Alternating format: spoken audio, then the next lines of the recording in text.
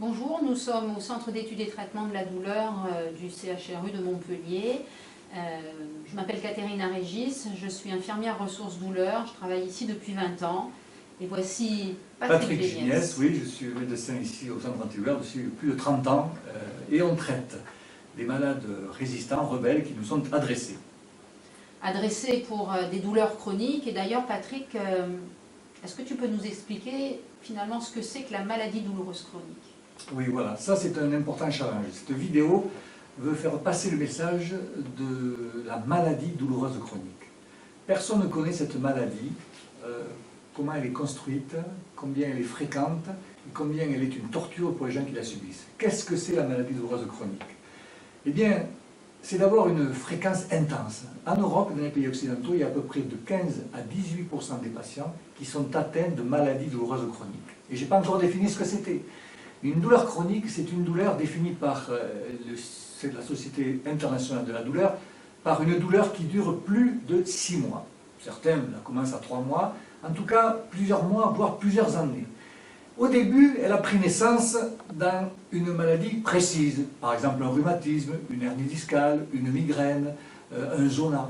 Mais quand toutes ces maladies qui ont donné naissance à la douleur perdurent dans la plainte, envahissent le sujet pendant des mois, des années, ça devient une maladie à part entière, qui s'appelle la maladie douloureuse chronique. Cette maladie est considérée par les professionnels de santé comme quelque chose de résistant à leur sagacité, à leur efficacité de spécialistes. Et ça, c'est compliqué, parce qu'on peut dire que les centres de la douleur dans lesquels nous sommes, nous traitons des patients qui ont été inefficacement soulagés par les protocoles habituels de chaque discipline. Le neurologue, pour la migraine, a fait le protocole adéquat, le rhumatologue aussi. Et les choses n'ont pas pris la bonne dimension. Le problème de lombalgie, de sciatique perdure malgré la prise en charge adéquate du rhumatologue. Les problèmes de migraine résistent malgré la prise en charge correcte. Donc c'est là où la maladie douloureuse chronique s'imprime dans tout le corps du sujet. Et ça devient une maladie totalement globale qu'on appelle. La souffrance globale, c'est quoi? Ce sont les 3 composantes. Elle est à la fois physique, la douleur naît de l'endroit où un petit désagrément du corps s'est produit, la sciatique, la migraine, le zona. Mais ça, c'est un tiers du problème, l'aspect physique. Deuxièmement, il y a l'aspect psychologique. Quand une douleur s'imprime dans le corps pendant des mois, la colère, l'impuissance, la déprogrammation de tout espoir de guérison n'est plus dans la vision du patient. Et lui-même se dit dans un gouffre, dans une impasse. Ça, c'est le côté souffrance psychique de la douleur chronique. La troisième composante, c'est que le patient est exclu de la société. Et c'est la composante sociale qui est majeure. Il ne peut plus travailler, il ne peut plus faire à la maison ce qu'il faisait. Ça, c'est quelque chose d'incompris pour le spécialiste qui ne prend en charge que le symptôme. Là, dans le centre antidouleur, il faut ouvrir la prise en charge pour que la souffrance globale soit comprise. Patrick, quand on parle de maladie douloureuse chronique, on évoque parfois cette notion de mémoire de la douleur. Ça existe, une mémoire de la douleur? Eh oui, au début, les filets nerveux palpent une information douloureuse. Par exemple, un zona qui a brûlé des nerfs va envoyer une information au niveau de la peau qui a été atteinte par le zona. Une information va être envoyée vers le cerveau pour dire il y a une irritation, une inflammation. Mais certains sujets, à certains moments de leur vie, cette information dans les filets nerveux spécifiques qui véhiculent la douleur va s'imprimer. Elle s'imprime, cette douleur, information, comme le code secret de la carte bleue, pour faire une comparaison.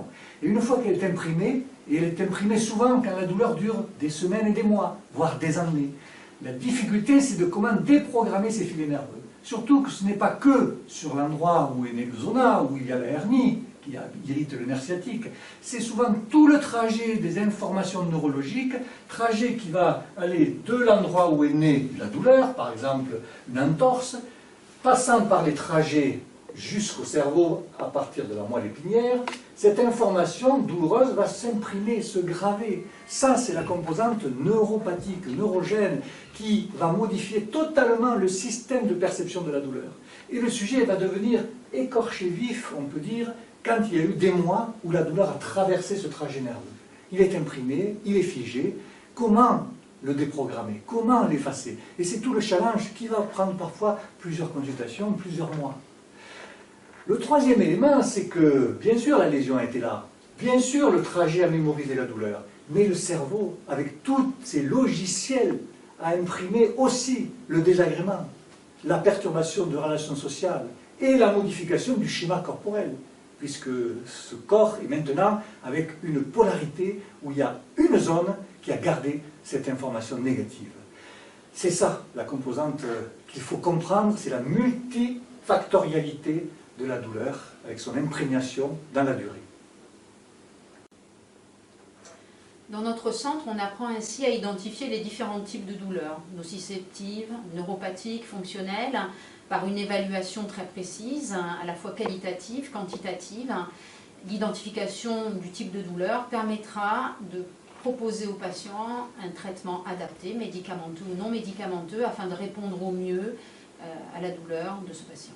Et à ses différentes composantes. Comme elle vient de le dire, une douleur est un chapitre qui est facile à comprendre pour le patient, la douleur nociceptive, c'est-à-dire la zone pour laquelle il a eu une première agression, l'entorse, la migraine, le zona, la sciatique. C'est un des facteurs, un des trois facteurs, la douleur qu'on appelle nociceptive, la chair irritée. Deuxième facteur, ce sont les aspects particuliers qui sont maintenant exprimés à travers le chapitre de la douleur neuropathique. Les lésions des nerfs que je viens de montrer et qui a mémorisé la douleur modifient totalement la sémiologie, c'est-à-dire la façon d'exprimer la douleur. On a plus des adjectifs comme brûlure, décharge électrique, picotement, fourmillement, démangeaison autour de la problématique de la douleur. Le patient, l'éducation que font les professionnels de santé, c'est de lui faire exprimer tous ces aspects-là pour qu'il comprenne cette composante neuropathique, neurogène, qui est autre chose dans la prise en charge thérapeutique, qui n'est pas que guérir l'entorse, guérir le zona. Ça ne change rien d'enlever le problème initial si l'on n'efface pas ces mémoires neuropathiques de la douleur. La troisième composante, c'est comment le sujet a interprété au niveau central ces douleurs. Et ça, c'est ce qu'on appelle la douleur psychofonctionnelle. Elle n'est pas inventée, mais c'est elle qui va peut-être pouvoir déclencher ce qu'on verra à la fin de cette petite vidéo, c'est les systèmes antidouleurs qu'on a tous. La douleur fonctionnelle, c'est quand c'est une douleur chronique a totalement modifié tous les logiciels, comme on dit, d'intégration de cette douleur. Les logiciels sont complexes, c'est-à-dire comment le schéma corporel a modifié son comportement, comment la neurologie dans la tête a fait une représentation de cette douleur totalement différente, et comment aussi psychologiquement elle a pu déclencher colère, ressentiment, dépression, agressivité, perte de confiance. Et ces phénomènes-là dans le cerveau vont peut-être amplifier, doubler, tripler la douleur de la chair nociceptive et la douleur neuropathique du trajet nerveux. Cette notion de mémorisation de la douleur, très peu de patients en ont conscience. D'ailleurs, la plupart des patients qui consultent dans notre centre ne savent pas pourquoi ils ont mal, n'ont pas compris pourquoi ils avaient mal. Et le rôle infirmier, le rôle des équipes, c'est avant tout d'expliquer aux patients d'où vient cette douleur, pourquoi il a mal, comment ces logiciels ont pu, comme vous l'a expliqué Patrick Géniès, se déprogrammer, que ce soit au niveau physique, au niveau émotionnel et au niveau comportemental. Comment les aider à faire un lien entre la colère qui va majorer la douleur, entre une inactivité qui va majorer la douleur, puisqu'ils sont complètement enfermés dans ce cercle vicieux, plus moins ils bougent, plus ils ont mal. En effet, il faut sortir de ce cercle vicieux par tout ce qui est appelé l'éducation thérapeutique. Le patient étant à ce moment-là dans le centre de la douleur à égalité avec le soignant. On n'a plus la notion de pouvoir médical. Il faut juste réveiller le pouvoir du patient qu'il a en lui, mais qu'il a oublié. Et c'est ça le travail de toutes les équipes pluriprofessionnelles, pluridisciplinaires. Ça ne peut ne pas prendre un temps aussi long qu'on peut le penser. Surtout si on est performant dans cette explication. Le patient retrouve à ce moment-là les capacités qu'il avait cru à jamais perdues. Car ces capacités, c'est ça qui va faire l'essentiel du soulagement de la maladie douloureuse chronique, en tout cas d'une meilleure gestion. Ces capacités de contrôle, c'est le système inhibiteur diffus de la nociception. C'est-à-dire que la douleur, en partie, en permanence, est soumise à des systèmes de contrôle. Ces systèmes de contrôle viennent de la base du crâne et mettent le chapeau de plomb à tous les étages de la moelle épinière pour pas que trop de douleur monte et s'imprime jusqu'au cerveau.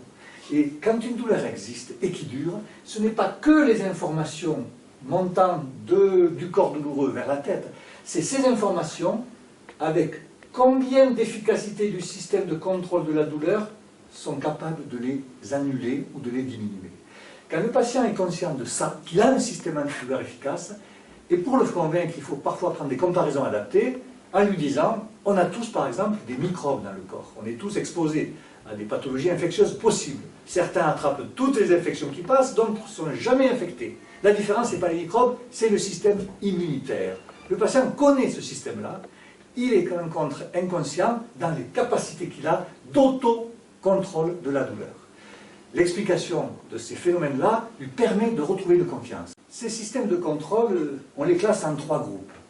Il y a dans les cerveaux de chaque individu, quand ils sont exposés à la douleur, des capacités qu'on peut classer en 3 logiciels qui vont activer les contrôles descendants pour que la douleur soit maîtrisée.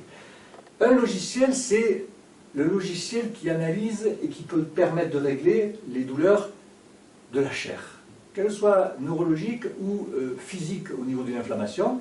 On a un système souvent qui fonctionne avec des endorphines, c'est-à-dire des morphines intérieures au cerveau qui partent de la base du crâne et qui vont activer des voies pour diminuer une douleur aiguë. Elles fonctionnent aussi pour la douleur chronique, mais sont rapidement dépassées. Deuxième système, on a un système qui intègre la notion de souffrance. Le logiciel qu'on appelle affectif et émotionnel. Et c'est vrai qu'un patient qui a une arthrose simple, mais qui est dans un état de dépression, il a 2 fois plus de douleur d'arthrose. Ça veut dire que le logiciel émotionnel, de sa dynamique, de son humeur, s'il ne marche pas bien, eh bien, il y aura un mauvais contrôle de son arthrose douloureuse. Troisième logiciel important, le logiciel d'interprétation. On est tous des êtres sociaux et on a tous intégré notre corps dans une société, dans des capacités qu'on a de ce corps de fonctionner dans cette société. Quand un douloureux chronique est handicapé par sa douleur, il perd cette représentation sociale. Et le sujet ne comprend pas cette modification de son rôle social. C'est complexe, ça, pour lui faire passer cette information, surtout s'il comptait depuis des années, en tant que manuel par exemple, sur son corps comme outil de travail. Ça le déstructure à un niveau qui ne permet pas de gérer cette douleur chronique. Donc l'éducation thérapeutique, la remise en mouvement lente, la confiance, l'interprétation, va lui permettre aussi de se sentir toujours dans la société, même si son rôle évolue. C'est la composante sociale qui est importante de partager avec le patient pour réactiver ce logiciel de représentation, d'identité sociale que nous avons tous de par notre enfance. Cette brève présentation vous permettra peut-être, je l'espère, d'appréhender la maladie douloureuse chronique de vos patients de façon différente, de façon peut-être de ne pas répondre systématiquement aux symptômes en prescrivant un traitement, peut-être en ayant une écoute un peu différente ou en les adressant dans les structures de lutte contre la douleur pour qu'ils soient pris en charge de façon plus globale. Merci de votre attention et si vous êtes intéressé par autre chose que la maladie douloureuse chronique, vous pouvez aussi voir des vidéos sur les structures de prise en charge de la douleur et aussi une vidéo sur la bonne utilisation des appareils de neurostimulation transcutanée. Merci.